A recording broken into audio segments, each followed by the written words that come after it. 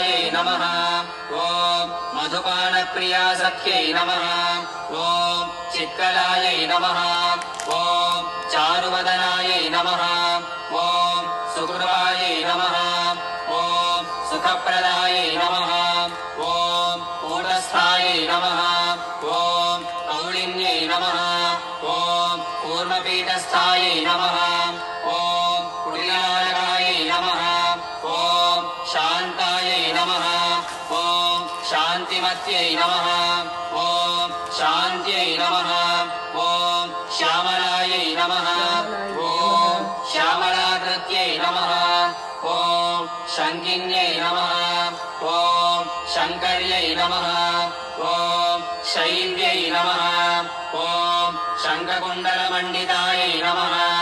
ॐ कुन्ददन्तायै नमः।